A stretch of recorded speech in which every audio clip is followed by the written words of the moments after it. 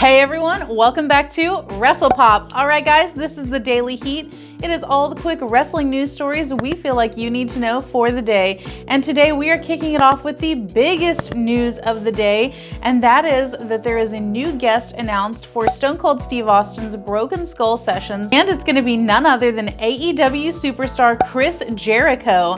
It was announced that his episode is going to air on day 2 of WrestleMania, which is Sunday, April 11th. So it seems like maybe Vince McMahon is not as petty as people think he is. Previously, we told you how Batista came out and slammed the WWE for breaking up the Hurt Business way too freaking soon, and now Booker T has come out and said his piece on the whole thing. He said on his podcast that he felt like it was just a shock and a surprise, and it was way too soon as well. He said that he felt like it should have went on for at least another 6 months to a year. And speaking of the Hurt Business, sources backstage are saying that this could spell trouble for Cedric Alexander and Shelton Benjamin, because they're saying that this probably means that their push is over and WWE is just going to kind of let them fall to the wayside, which really sucks because these guys are talented. They need to use them. We told you in a previous video that Bobby Lashley really wanted Apollo Crews in the Hurt Business, but apparently WWE had different plans for him, and Apollo ended up getting a push of his own. Sources backstage are saying that Daniel Bryan had a lot to do with that, but Daniel Bryan himself refutes that and says that while he mentioned Apollo Crews just in passing that he thought he had some potential, he was really pushing for Cesaro instead. But apparently WWE really values Daniel Bryan's opinion and they ended up pushing Apollo anyway. Or perhaps Vince McMahon wanted to spite Daniel Bryan, so he ended up giving Apollo Crews the bigger push instead of Cesaro. But you never really know with Vince. It could go either way. Carmella recently came out in an interview and said that she's so disappointed that more women are not included in this year's WrestleMania. She says that while there are 2 matches featuring the women, it's just not enough and there needs to be more. Even if it's not her, she'd still love to see more women in the ring. And I agree with her. I totally think that WWE should do that. As a matter of fact, maybe they should just do an all-women's pay-per-view. And if it's profitable, then they should put more women in the WrestleManias. But now that I think about it, how did that last women's pay-per-view go? Don't think it was that great, actually. Maybe WWE just doesn't want a bunch of jobbers, whatever gender they are, on the grandest stage of them all. Alright guys, ever since The Undertaker made his comments about modern day wrestlers being too soft, every single wrestler that does any interview at all gets asked about this and their thoughts on it, and so of course, Edge was asked about it recently, and he had a very long-winded answer, and he wound it around, and he really was tiptoeing around everything, and of course, he had a very diplomatic answer that was like, you know what, it's a tough gig no matter what era you're in, and all this and that, but you guys know what it is. He just didn't want to cross The Undertaker. But don't worry guys, Edge does still have just a little bit of his balls left, maybe a quarter of one, and he was recently asked about the WWE Network and Peacock censoring out all of the good stuff from the Attitude Era, and they asked him most specifically about a 2006 segment where he did the live celebration with Lita, and he said, you know what, he really doesn't even think about it, he forgot that he did it, but he does say that in terms of the censorship, everyone seems to judge wrestling so much differently than any other TV show or movie.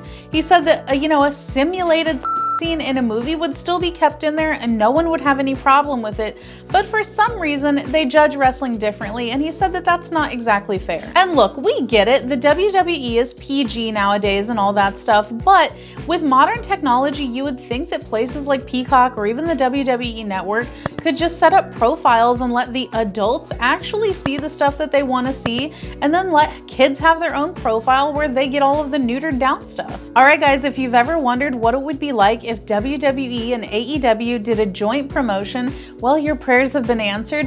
Qatar Pro Wrestling, which is from a country in the Middle East, they announced that in 2022 they'll be having their Super Slam 3, which is going to feature 25 international superstars, and it's going to have current AEW stars and former WWE stars all in one show. Here's some of the talent that's been announced so far: Bret Hart, Booker T, Mark Henry, Eric Bischoff, AEW stars Jon Moxley, Brian Cage, Sting, Sammy Guevara, New Japan stars Hiroshi Tanahashi, Will Ospreay, and current Ring of Honor star EC3. So if you guys don't know, Qatar is right next to Saudi Arabia, so you know what that means. This is going to be a huge payday for these guys. Now it sounds like Bryan Kendrick might be getting ready to retire. He recently was profiled on the WWE YouTube channel, and they talked about his time in NXT and what he's been doing over there, and he kind of made it seem like he's ready to just hang up his boots and take a more backstage role. He's been getting into producing a lot more for NXT, and he seems pretty happy with that.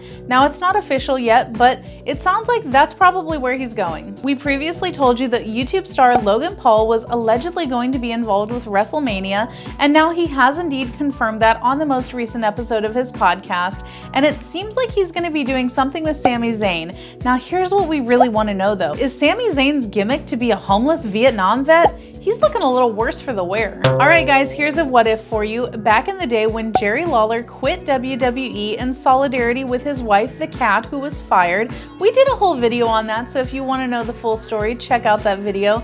But after he quit, Jerry Lawler actually reached out to Eric Bischoff to see if there was anything that maybe he could do over at WCW for Eric, and Eric was very polite about it, and he said, you know, he could see if there's something that he could get him in to do, but nothing ever came of it. I guess Jerry didn't reach out, or maybe Eric didn't see if there was anything. Eric was very vague about it on his podcast, but it's one of those things that makes you wonder, what if that had happened? Because as you guys know, shortly after that, Vince McMahon ended up buying out WCW, so all of that drama would have been for nothing if Jerry Lawler would have ended up right back where he started. AJ Styles was recently on a podcast and revealed that when he first came to WWE, he was really struggling to get over with the fans, and he was wondering what's going on here.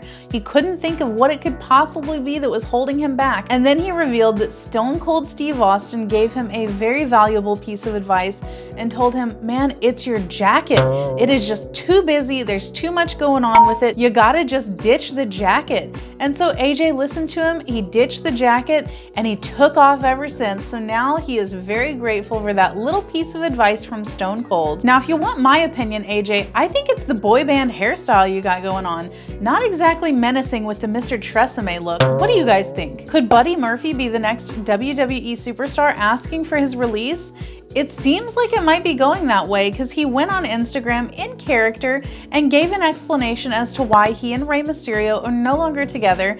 And while it seems pretty innocent on the surface, he's just doing his gimmick, right? Well, WWE did not take too kindly to it, and they ended up making him delete the post. Sources backstage are saying that he's pretty frustrated with the whole situation and how he's not really being used properly. So you gotta wonder, is he the next Andrade? Next up, Paige recently spoke out about her return to the ring, and she gave a little bit of a non-update. She said that while her neck feels great and that she could probably get back in the ring, she isn't medically cleared yet, but she does have an upcoming appointment that should hopefully shed a little bit more light on her situation. But she also said that mentally she is not ready to come back because she's still very nervous, and she kind of has that niggling thought in the back of her mind, what if I were to be paralyzed? What if something happens? So she's not mentally ready to come back, but she does say that when she is, everyone's going to be blown away. Roman Reigns recently did an interview, and he was asked about his thoughts on last year's WrestleMania, because if you guys don't recall, he did end up pulling out of last year's WrestleMania due to concerns over COVID. So they said, well, what did you think of it? Did you watch it while you were at home? And he said actually he didn't watch it, and anytime he's been out for injury or his leukemia or anything like that, he doesn't watch the product. What does that say, guys, when one of WWE's top superstars doesn't even watch the product? It sounds like he's not really a fan of the crappy storylines just as much as the rest of us. It sounds like also maybe he's just counting down the days until he can go to Hollywood and work with his cousin The Rock, because he has been talking a lot about some prospects in Hollywood, so maybe that's what he's got his eye on more so than the WWE. And our final story of the day, guys, ties into our first story of the day, and that is the interview between Stone Cold Steve Austin and Chris Jericho that's occurring on the WWE Network series Broken Skull Sessions. An update has come out since we started filming this video, and that is that Stone Cold did an interview and he talked about how he managed to get Chris Jericho on the show, And he said that he asked Vince about it, and Vince immediately texted and said, hey, that's cool, go ahead with it. And Stone Cold was thinking like, did I just get this guy on like a weird moment? Let me check again. So Stone Cold texted Vince yet again and said, are you sure this is okay? Thinking that it's gotta be some sort of joke, right? But Vince texted back and said, no, this is awesome, go ahead and do it. Stone Cold also said that nothing was off limits and that they talk about everything from fans to WWE executives and more. So this is gonna be a must-watch episode. Make sure you mark it on your calendars. And that, guys, is the Daily Heat. Let us know what you thought of these stories down below. All right, guys, that's the video. If you like what we're doing here, definitely check out our other channel, 5 Minute Eats, and don't forget to give us a like and subscribe.